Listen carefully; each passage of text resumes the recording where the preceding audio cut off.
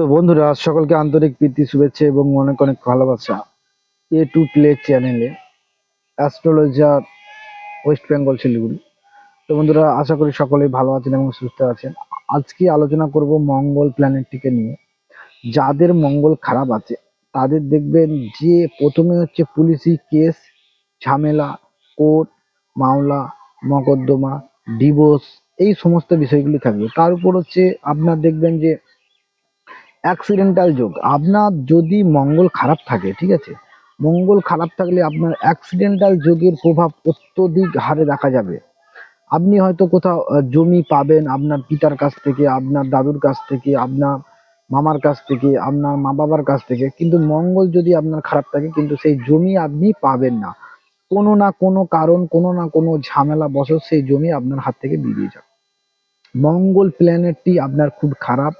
মঙ্গল planet যদি আপনার খারাপ থাকে তাহলে আপনার যত রকমের অ্যাক্সিডেন্ট আছে, গাড়ি accident, bike accident, car accident, train accident, plane accident, এই মঙ্গল প্ল্যানেটটি যদি আপনার জন্মথকে খারাপ থাকে তাহলে কিন্তু এই প্রভাবগুলি দেয়।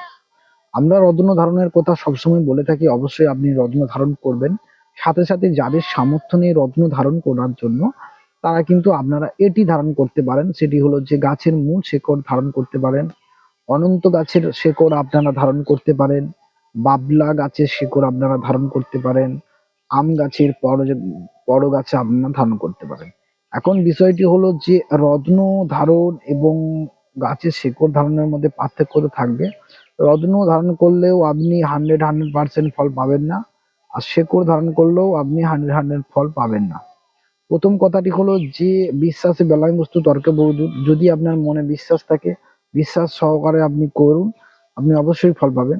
নিয়ম এবং বিধি, শেকড় ধারণ করার জন্য নিয়ম এবং বিধিগুলো যেগুলি আছে সেগুলি কিন্তু আপনাকে মেনে ধারণ করতে হবে, নাহলে আপনি তার কার্যকারিতা কখনোই বুঝতে পারবেন না। বিষয়টি হলো যে আজকের দিনে, বর্তমান দিনে জ্যোতিষ আলোচনা, জ্যোতিষ সাবজেক্ট, জ্যোতিষ একটা সায়েন্স, এটাকে বিভিন্ন রকম ভিডিওতে আমরা দেখি তুচ্ছ তাচ্ছিল্য করা, হেয় করা, হ্যারেস করা। দেখুন, যিনি সত্যিকার এই সাবজেক্ট পড়াশোনা করেছেন, যিনি এইটি নিয়ে যিনি কোর্স করেছেন, তিনি নিশ্চয়ই আপনাকে খারাপ পরামর্শ দেবেন না, তিনি নিশ্চয়ই আপনাকে পরামর্শ ভালোই দেবেন। কিছু হয়তো খারাপ মানুষের জন্য আপনি সকলকেই খারাপ বলে বিবেচিত করবেন না।